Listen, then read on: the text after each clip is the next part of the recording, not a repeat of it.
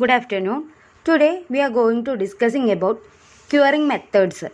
എന്താണ് ക്യൂറിംഗ് എന്നുള്ളത് നിങ്ങൾക്ക് അറിയാം അല്ലേ? നമ്മൾ കോൺക്രീറ്റിൻ്റെ മാനുഫാക്ചറിങ് മെത്തേഡ്സിലെ ഒരു മെത്തേഡാണ് ക്യൂറിംഗ് എന്ന് പറയുന്നത്. അതായത് നമുക്ക് സ്ട്രെങ്ത് കിട്ടാൻ വേണ്ടിയിട്ട് നമ്മൾ എന്ത് ചെയ്യും, കോൺക്രീറ്റിങ് ചെയ്തതിന് ശേഷം വാട്ടർ ആഡ് ചെയ്യും. ഒന്നെങ്കിൽ നമ്മൾ വെള്ളം നനച്ച് കൊടുക്കുക. ആ വെള്ളം നനച്ച് കൊടുക്കുന്ന തന്നെ പല മെത്തേഡ്സ് ആയിട്ടാണ്. ഒന്നെങ്കിൽ പമ്പ് ചെയ്യും. അപ്പം അങ്ങനെ ഓരോ മെത്തേഡ്സ് ഉണ്ട്. അപ്പോൾ ആ മെത്തേഡ്സാണ് ഇവിടെ നമ്മൾ എക്സ്പ്ലെയിൻ ചെയ്യുക അല്ലെങ്കിൽ ഡിസ്ക്രൈബ് ചെയ്യുന്നത്. ഫസ്റ്റ് മെത്തേഡ് എന്ന് പറയുന്നത് വാട്ടർ ക്യൂറിംഗ് ആണ്. ഒന്നെങ്കിൽ വാട്ടർ കെട്ടി നിൽക്കണ പോലെ വെള്ളം കെട്ടി നിൽക്കാൻ വേണ്ടിയുള്ള എന്തെങ്കിലും ഒരു സംവിധാനം ചെയ്യുക, അല്ലെങ്കിൽ പമ്പിങ്, മോട്ടർ വെച്ചിട്ട് പമ്പ് ചെയ്തിട്ട് വെള്ളം നനയ്ക്കുക.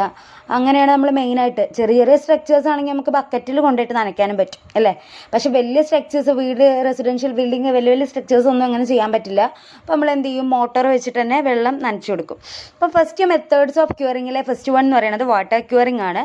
It is done by spraying or sprinkling water over the concrete surface. ഒന്നെങ്കിൽ സ്പ്രേ ചെയ്യുക, അല്ലെങ്കിൽ സ്പ്രിംഗ്ലിംഗ് എന്ന് പറഞ്ഞാൽ തളിച്ചു കൊടുക്കുക, അതായത് പമ്പ് ചെയ്യുക on the concrete surface. Ensure that concrete surface remains continuously moist. എപ്പോഴും അത് നനവായിട്ടിരിക്കാൻ വേണ്ടിയിട്ടുള്ള രീതിയിൽ അതിന് മോയ്സ്ചർ നനച്ചു കൊടുക്കുക.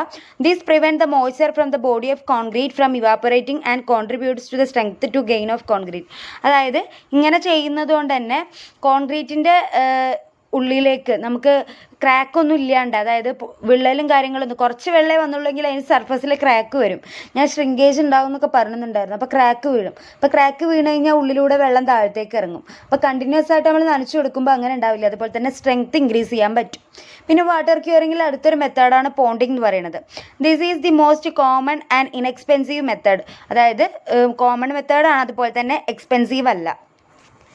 Flat surface curing of flat surfaces such as floor, slab, flat roof, permanent and horizontal surface.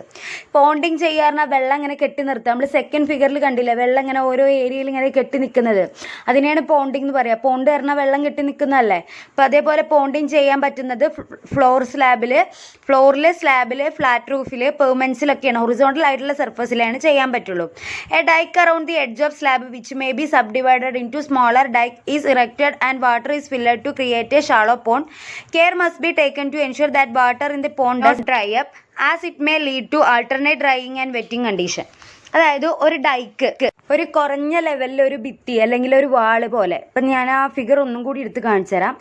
Just ഒന്ന് ഫിഗറിൽ നോക്കുക, കണ്ടില്ലേ? ആ വെള്ളം കെട്ടി നിൽക്കേണ്ട ഏരിയ നിർത്തിയിട്ട് ബാക്കിയുള്ള ഏരിയ ഒരു വുഡ് കൊണ്ടോ അല്ലെങ്കിൽ നമ്മൾ ചെറിയൊരു സർഫസ് പോലെ എന്ത് ചെയ്യുക, വെള്ളം കെട്ടി നിർത്താൻ വേണ്ടി മാത്രം ഫ്ലാറ്റ് ആയിട്ടുള്ള ഏരിയയിൽ ഒരു ചെറിയ കനത്തിലൊരു വാള് കെട്ടി കൊടുക്കുക. വാള് നല്ലൊരു ഭിത്തി കെട്ടി കൊടുക്കുക. കാരണം ആ വെള്ളം പുറത്തേക്ക് ഒലിക്കാതിരിക്കാൻ വേണ്ടിയിട്ടാണ്. അങ്ങനെ വെള്ളം കെട്ടി നിർത്തിയിട്ട് എന്ത് ചെയ്യുക, ക്യൂറിങ് ചെയ്യുക. അതാണ് പോണ്ടിങ് മെത്തേഡ് എന്ന് പറയുന്നത്.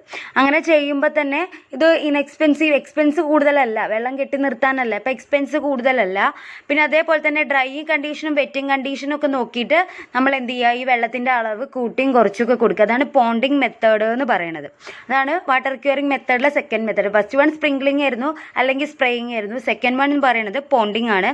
അടുത്തത് എന്ന് പറഞ്ഞു കഴിഞ്ഞാൽ wet coverings. Water absorbent fabrics such as hessian, burlaps, cotton mats, rugs may be used to maintain water on the concrete surface by completely covering the surface immediately after the concrete has set. They must be continuously kept moist to prevent the fabric from absorbing water from the body of concrete due to capillary action.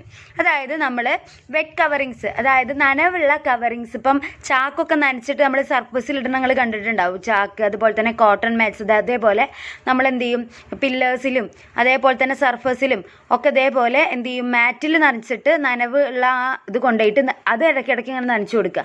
കാരണം അതിലുള്ള ഈർപ്പം എന്ത് ചെയ്യും, ഈ concrete absorb ചെയ്തെടുക്കും. അപ്പം അങ്ങനെ വെള്ളം നനവ് കൊടുക്കാൻ വേണ്ടിയിട്ടാണ് നമ്മൾ ഈ ഒരു വെറ്റ് കവറിങ്സ് യൂസ് ചെയ്യണത്. ഇതും ഒരു വാട്ടർ ക്യൂറിംഗ് ആണ്, വെള്ളം വെച്ചിട്ട് ചെയ്യുന്ന ഒരു മെത്തേഡാണ് ഇതും. നെക്സ്റ്റ് എന്ന് പറയുന്ന സെക്കൻഡ് മെത്തേഡ് പറഞ്ഞാൽ impermeable membrane curing. Plastic sheeting. Plastic sheets form an effective barrier to control the moisture losses from the surface of the concrete. Provided they are secured in place and are protected from damage, they must be placed immediately after the final set of concrete without causing any damage to the surface. On flat surfaces like a slab, pavements and etc., they must properly secured to the surface and extended beyond the edges of slab so that they are not blown away from the gusty winds. അതായത് plastic sheeting തന്നെ impermeable ആണ്. Impermeable എന്ന് പറഞ്ഞാൽ വെള്ളം ഉള്ളിൽ കൂടെ ഇറങ്ങില്ല. അങ്ങനെയുള്ള membrane വെച്ചിട്ടുള്ള ക്യൂറിങ്. അതായത് പ്ലാസ്റ്റിക് ഷീറ്റ് എന്ന് പറഞ്ഞു കഴിഞ്ഞാൽ മോയ്സ്ചർ ലോസും ഉണ്ടാവില്ല. അപ്പോൾ അങ്ങനെ ആ പ്ലാസ്റ്റിക് ഷീറ്റ് വെച്ചിട്ട് നമ്മൾ എന്ത് ചെയ്യും, ഈ സർഫസിൽ അത് കൊണ്ടുപോയി പ്ലേസ് ചെയ്യും. ആദ്യം നമ്മൾ വെള്ളം സ്പ്രേ ചെയ്ത് കൊടുക്കുക. സ്പ്രേ ചെയ്ത് കൊടുത്തു കഴിഞ്ഞാൽ അതിന് മോയ്സ്ചർ ലോസ്, ഇപ്പം സൺലൈറ്റിൻ്റെ പ്രസൻസിലൊക്കെ വാട്ടർ അത് ഉരുകി അല്ലെങ്കിൽ ലോസായി പോകും അല്ലേ, വെള്ളം കണ്ടന്റ് നിൽക്കണമെന്നുണ്ടെങ്കിൽ ചൂട് കൊണ്ട് അത് പോവും. അപ്പം അങ്ങനെ പോവാതിരിക്കാൻ നമ്മളെ പ്ലാസ്റ്റിക് ഷീറ്റിൻ്റെ ഉള്ളിൽ കൂടെ എന്ത് ചെയ്യില്ല, വെള്ളം പെർമിബിൾ ആയിട്ട് ഉള്ളിലേക്ക് ഇറങ്ങില്ല. അപ്പോൾ നമ്മൾ വെള്ളം നനച്ചതിന് ശേഷം സർഫസിൽ, ഫ്ലാറ്റ് സർഫസിലാണ് ചെയ്യാൻ പറ്റുക, വെള്ളം നനച്ചതിന് ശേഷം നമ്മൾ എന്ത് ചെയ്യും, അതിൻ്റെ മുകളിൽ പ്ലാസ്റ്റിക് ഷീറ്റ് വെച്ച് കവർ ചെയ്യും. അപ്പം അങ്ങനെ ആകുമ്പോൾ ആ വെള്ളം എന്ത് ചെയ്യാൻ പറ്റും, കോൺക്രീറ്റിന് ഡയറക്റ്റ് അബ്സോർബ് ചെയ്യാൻ പറ്റും. അങ്ങനെ നമ്മൾ പ്ലാസ്റ്റിക് ഷീറ്റ് വെച്ചിട്ട് ചെയ്യുന്ന, അതായത് സ്ലാബ് ഹൊറിസോണ്ടലായിട്ട് പേവ്മെൻറ്റ് സ്ലാബ് ഇതിലൊക്കെ നമുക്ക് ചെയ്യാൻ പറ്റുന്ന ഒരു മെത്തേഡാണ് ഈ ഇംപെർമിയബിൾ മെംബ്രെയിൻ ക്യൂറിംഗ് എന്ന് പറയുന്നത്. ഇത് ഇതേപോലെ തന്നെ ഒരു കോൺക്രീറ്റിൻ്റെ ഇത് നമ്മൾ ഇനീഷ്യൽ സ്റ്റേജിൽ ഒരു പ്ലാസ്റ്റിക് ഷീറ്റ് വെച്ചിട്ട് അത് ക്ലോസ് ചെയ്ത് അല്ലെങ്കിൽ കവർ ചെയ്ത് വെച്ചതിൻ്റെ ഒരു ഫിഗറാണ് കാണിക്കുന്നത്. നെക്സ്റ്റ് ഫിഗർ എന്ന് പറഞ്ഞു കഴിഞ്ഞാൽ ഫിഗറിൽ ഉണ്ടായിരിക്കും ആദ്യം എന്ത് ചെയ്യാണ്, സ്പ്രേയിങ്, വാട്ടർ സ്പ്രേ ചെയ്തതിന് ശേഷം ഷീറ്റ് വെച്ച് കവർ ചെയ്യണത് കാണിക്കും. അപ്പോൾ അത് കാണുമ്പോൾ നിങ്ങൾക്ക് കൂടുതൽ അത് ക്ലിയർ ആവും, എന്താണ് എങ്ങനെയാണ് അത് ചെയ്യുന്നത് എന്നുള്ളത് നിങ്ങൾക്ക് ഈ ഫിഗർ നോക്കുമ്പോൾ ക്ലിയർ ആവും. ഓക്കെ, ഇതേപോലെ എന്ത് ചെയ്യുക, നമ്മൾ നനച്ചു കൊടുത്തതിന് ശേഷം പ്ലാസ്റ്റിക് ഷീറ്റ് വെച്ചിട്ട് എന്ത് ചെയ്തും ടോപ്പ് കംപ്ലീറ്റ് കവർ ചെയ്ത് കൊടുക്കും. അങ്ങനെ നനയ്ക്കുന്ന മെത്തേഡാണ് ഇംപെർമിയബിൾ മെംബ്രെയിൻ ക്യൂറിംഗ് എന്ന് പറയുന്നത്. ഓക്കെ, ഇനി നെക്സ്റ്റ് ഇംപെർമിയബിൾ മെംബ്രെയിൻ ക്യൂറിങ്ങിലുള്ള അടുത്തൊരു മെത്തേഡ് എന്ന് പറയുന്നത് മെംബ്രെയിൻ ക്യൂറിംഗ് കോമ്പൗണ്ട്സ് യൂസ് ചെയ്തിട്ട്. Curing compounds are wax, acrylic and water based liquids which are spread over the freshly finished concrete to form an impermeable membrane that minimise the loss of moisture from the concrete. These are cost effective method of curing where standard curing procedures are difficult to adopt. ചില ഏരിയയിൽ നമുക്ക് ഈ എന്നും പോയി വെള്ളം spray ചെയ്ത് കൊടുക്കുക അല്ലെങ്കിൽ പോണ്ടിങ് ചെയ്ത് നിൽക്കുക അങ്ങനെയുള്ളതൊന്നും പോസിബിൾ ആവാത്ത ഏരിയാസ് ഉണ്ടാവും. അപ്പോൾ കുറച്ച് ഹൈലി ഇവിടെ ഉള്ള ഒരു നമ്മളെ ഇന്ത്യക്ക് പുറത്തുള്ള രാജ്യങ്ങളിലെ ഏതെങ്കിലുമൊക്കെ സ്ഥലത്ത്, അപ്പോൾ അങ്ങനെയുള്ള ഏരിയയിൽ നമുക്ക് ഈ ക്യൂറിംഗ് കോമ്പൗണ്ട്സ് ആയിട്ട്, അതായത് വെള്ളത്തിൻ്റെ കണ്ടൻറ്റ് അല്ലെങ്കിൽ മോയ്സ്ചർ ഉണ്ടാവുന്ന ടൈപ്പ് കണ്ടൻറ്റ്, അതായത് കോൺക്രീറ്റിനായിട്ട് നമ്മൾ കോൺക്രീറ്റ് ഫ്രഷ്ലി പ്രിപ്പയർ ചെയ്ത കോൺക്രീറ്റിൽ ആഡ് ചെയ്യുകയാണെന്നുണ്ടെങ്കിൽ, സ്പ്രേ ചെയ്യുകയാണെന്നുണ്ടെങ്കിൽ ഒരു ഇംപെർമിയബിൾ ആയിട്ട്, അതായത് വെള്ളം ഉള്ളിലേക്ക് ഇറങ്ങാത്ത രീതിയിൽ, അതിൽ മോയ്സ്ചർ ഉണ്ടാവുന്ന രീതിയിൽ, ഉള്ളിലേക്ക് ഇറങ്ങിപ്പോകാൻ പാടില്ലല്ലോ കോൺക്രീറ്റ് സെറ്റായി കഴിഞ്ഞാൽ. അപ്പോൾ അതേപോലെ വെള്ളം അതിനാവശ്യമുള്ള വെള്ളം കിട്ടുന്ന തരത്തിലുള്ള മെംബ്രെയിൻ ക്യൂറിംഗ് കോമ്പൗണ്ട്സ് ഉണ്ട്. അതാണ് പറഞ്ഞ അക്രിലിക് അല്ലെങ്കിൽ വാട്ടർ ലിക്വിഡ് കോമ്പൗണ്ട്സ് എന്നൊക്കെ പറഞ്ഞത്. അപ്പോൾ അത് വെച്ചിട്ട് നമ്മൾ ചെയ്യുന്ന സമയത്ത് നമുക്ക് ഇതേപോലെ തന്നെ ക്യൂറിംഗ് പോസിബിൾ ആയിരിക്കും. അതിലുള്ള മോയ്സ്ചർ കൊണ്ട് തന്നെ മോയ്സ്ചർ ലോസ് ഒന്നും സംഭവിക്കാതെ അതിലുള്ള മോയ്സ്ചർ വലിച്ചെടുത്തിട്ട് തന്നെ എന്ത് ചെയ്യും, ക്യൂറിംഗ് പ്രോപ്പറായിട്ട് നടക്കും. നെക്സ്റ്റ് മെത്തേഡ് പറയുന്നത് സ്റ്റീം ക്യൂറിംഗ് ആണ്. Steam curing is a process of accelerating the early hardening of concrete and mortars by exposing it to steam and humidity. This type of system is most commonly used for precast concrete products where standard products are manufactured in the factory and the turn around time of the form work is very quick. Steam curing എന്ന് പറഞ്ഞു കഴിഞ്ഞാൽ steam use ചെയ്തുകൊണ്ട് നമ്മൾ curing ചെയ്യുന്നതാണ് steam curing എന്ന് പറയുന്നത്. Early hardening, അതായത് കൂടുതൽ പെട്ടെന്ന് ഹാർഡാവാൻ വേണ്ടിയിട്ടൊക്കെയുള്ള ഏരിയയിൽ നമ്മൾ ചെയ്യുന്നതാണ് ഈ സ്റ്റീം ക്യൂറിംഗ് എന്ന് പറയുന്നത്. ദിസ് ടൈപ്പ് ഓഫ് ചെയ്യുന്നതും പിന്നെ പ്രീകാസ്റ്റ് കോൺക്രീറ്റ് സിസ്റ്റത്തിലാണ്. അതായത് ആദ്യം തന്നെ കാസ്റ്റ് ചെയ്ത് വെച്ചിട്ട് നമ്മൾ കൊണ്ടുപോയിട്ട് ഇൻസ്റ്റാൾ ചെയ്യുന്ന പ്രൊഡക്ട്സ് ആണ് പ്രീകാസ്റ്റ് പറഞ്ഞു കഴിഞ്ഞാൽ. പ്രീകാസ്റ്റ് പറഞ്ഞു കഴിഞ്ഞാൽ പോസ്റ്റ് കാസ്റ്റിംഗ് ആണെങ്കിൽ, അല്ലെങ്കിൽ പോസ്റ്റ് എന്ന് പറയുന്നത് നമ്മൾ അവിടെ സൈറ്റിൽ കൊണ്ടുപോയിട്ട് കാസ്റ്റ് ചെയ്യുന്നതാണ് കേട്ടോ. പ്രീകാസ്റ്റിങ്ങും അതേപോലെ തന്നെ പോസ്റ്റും, അതാണ് വ്യത്യാസം എന്ന് പറയുന്നത്. അപ്പോൾ അങ്ങനെ പ്രീകാസ്റ്റിങ്ങിലാണ് നമ്മൾ എന്ത് ചെയ്യുന്നത്, സ്റ്റീം ക്യൂറിംഗ് യൂസ് ചെയ്യുന്നത്.